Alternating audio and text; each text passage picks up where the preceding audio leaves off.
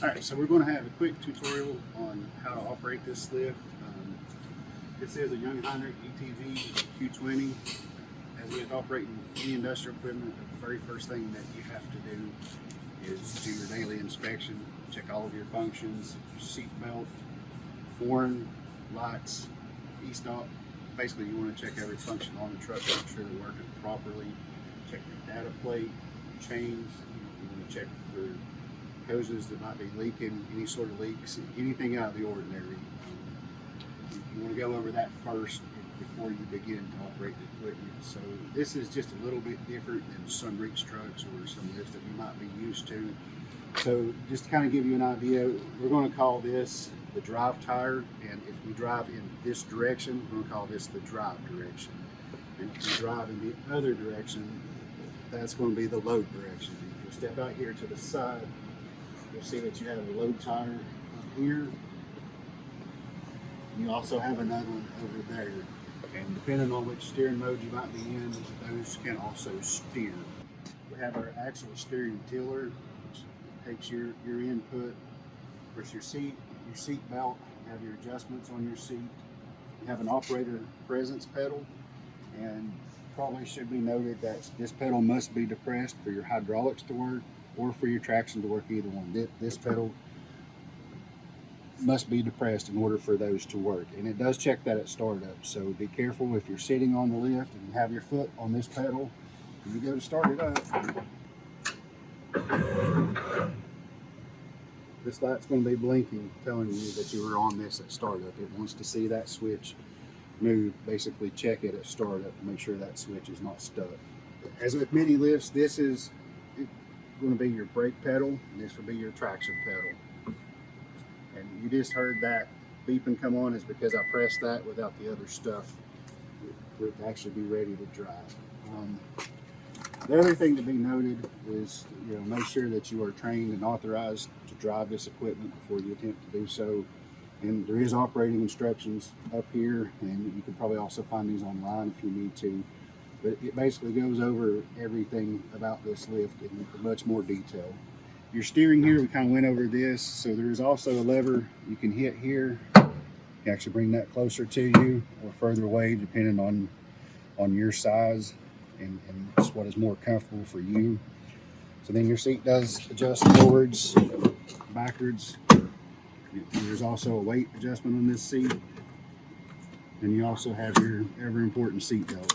And it does want to see that seat belt latched before your functions work. And you also have your e-stop up here. So this is going to be, if you hit it, everything is going to shut down. But just be aware that it is going to stop all of your functions. It is more of a just in case. And they have it near your arm, so it can be accidentally bumped, but it needs to be easily accessible to the operator. This is your hydraulic controls. So this is going to be your lift. This is going to be your mast retract and retract back.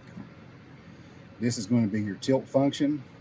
Your side shift function is going to be on this lever. This would be side shift one way and then back the other.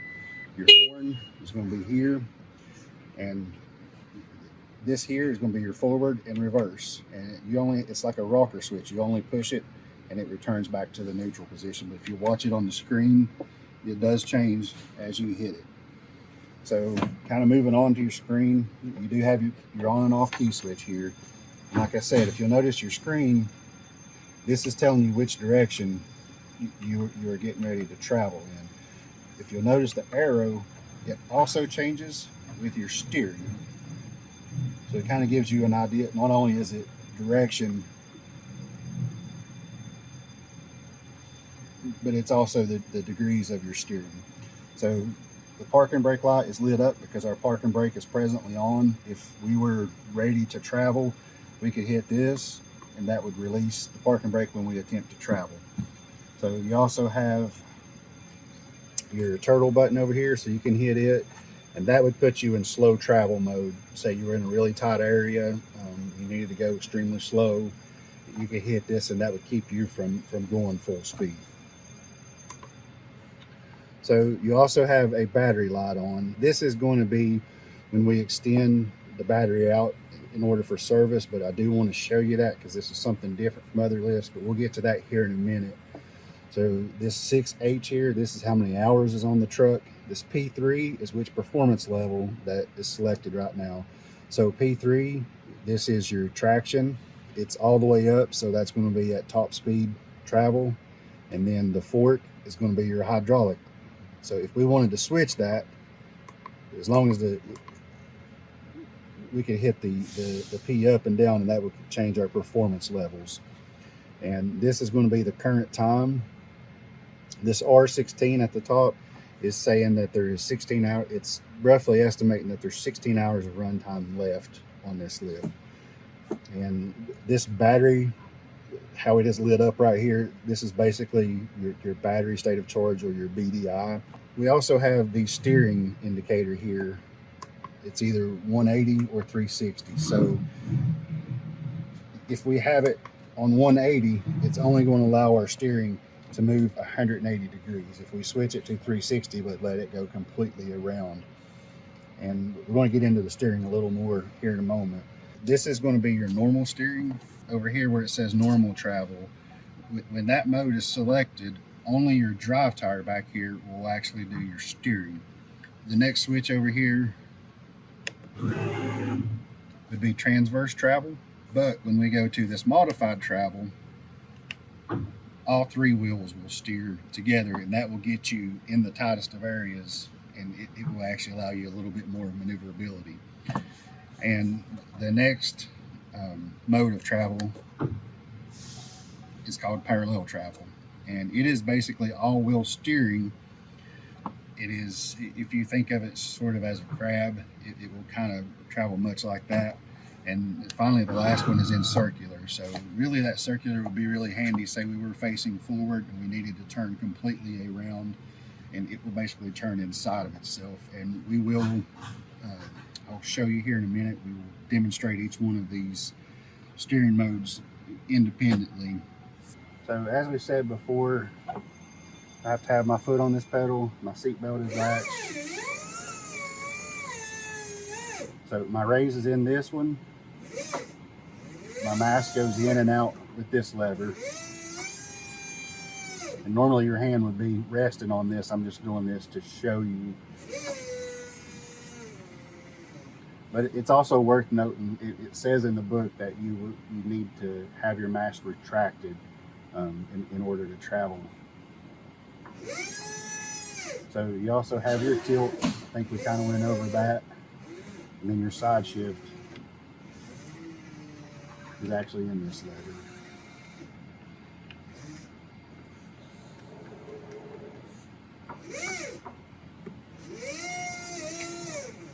So now I want to show you the battery, because the battery over here is in the front, and it's not really accessible with it how it would normally be traveling. So there is a button on this display here, if you can see it. So if I were extended out, I can hit that button, and the mast will come back. I have to hit this lever right over here at my foot. It's hard to see, and it's down here, but you can catch it with your heel. That will actually unlatch the battery. So now I can extend the mast. If you'll show out here how this battery is extending out. This is going to be a lot for the service guys, those that check the batteries. But just so you know that it does have this feature. So you can pull that battery out so you can service it. But it's also important to note that you have this red light on your display that comes up showing you that that battery is not locked into position. So long as that battery's out, this light is still going to be on. It's also important to note that it will allow you to travel here. Select this travel mode. It only allows travel at a slower speed, but the main thing is you want to make sure that that battery is locked. If ever you see this red light on here, I would say that's definitely, you know, need to stop what you're doing and find out what's going on with it. So anyways, I can bring this battery back once the service is complete. It's also important to note that you do have your battery cables. They're kind of tucked and laying on top of there. But if ever that is hit, you need to make sure those are clear of everything, because you don't want those getting pinched inside of here. You're going to have a real chance for some working and things like that.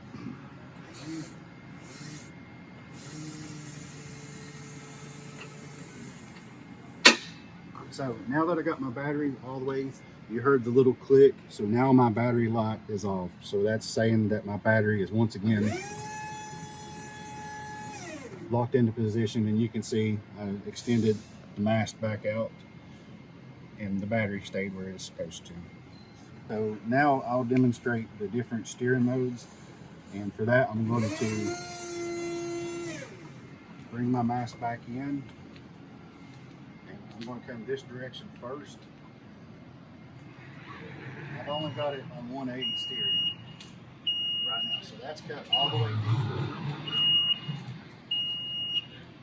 Both directions. Now I'm going to switch directions. Alright, so if you remember on my display down here, I've got the 360s. So I'm going to hit that 360 now. And if you'll notice, when I have it on 180, only half of that is lit up. When I hit it to 360, the rest of it does. So now I'm going to come this direction again.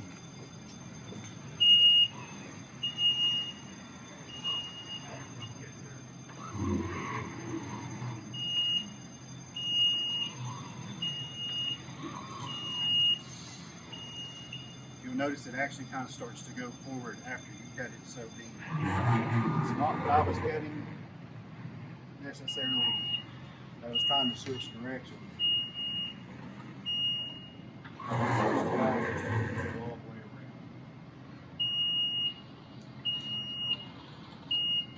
Alright, so the next mode of travel is the traverse travel. So I'm going to go up here and say I need to go down that aisle and pick something.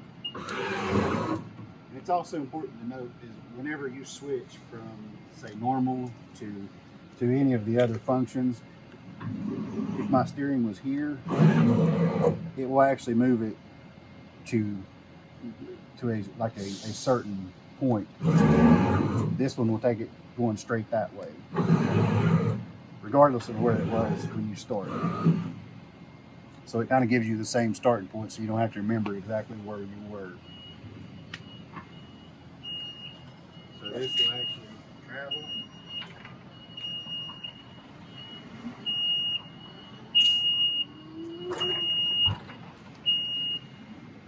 And steer in this direction.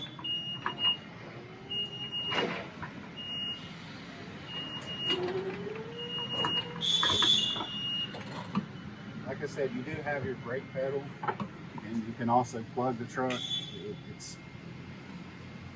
Now I'm going to go to modified normal travel, which gives me all-wheel steering. So you should be able to get in a tighter area with that. So I'm going to travel back this direction again.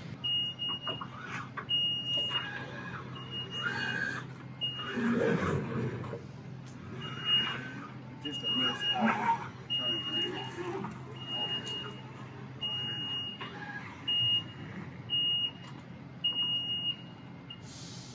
And you can change it from 180 to 360 in this travel mode.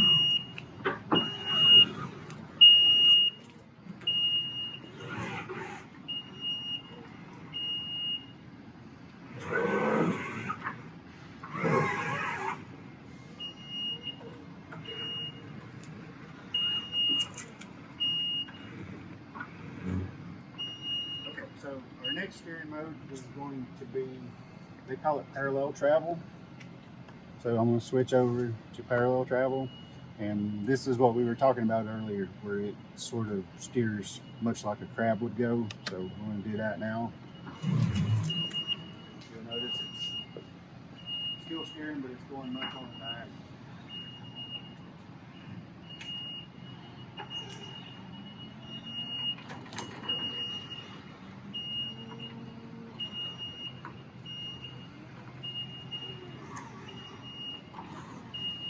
So, and finally, our last steering mode is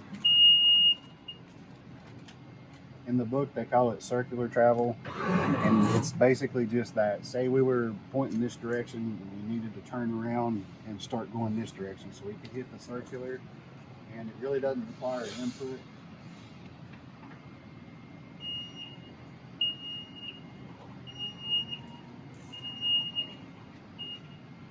We'll basically turn inside.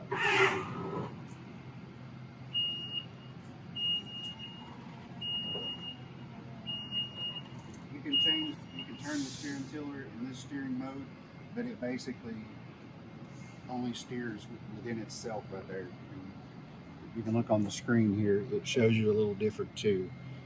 So this is our circular travel. This is our parallel travel.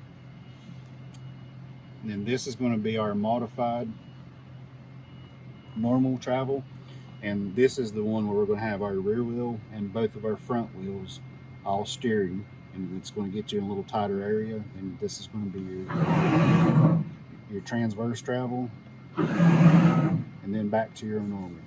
And it's also worth noting is some of these different steering modes, if say you were traveling, you could switch say from one to the other, and I think it will allow you to when it's traveling, but I would think you would probably want to come to a stop maybe before you switch between the two, just because those steering wheels are going to try to change as it goes between those two modes. So we can actually try that now. I'm going to try to go from say modified normal to normal steering. I'm going to try to hit it as I'm traveling, and you can see right there it did let me change between the two as I was traveling. So I'm going to try it again, going from normal to transverse, and it wouldn't actually let me until I stopped. It's basically ignoring the signal because that is not allowed. And there again, it's one of those things. If you'll look it up in the operating manual, it will tell you what it allows going from this steering mode to that one.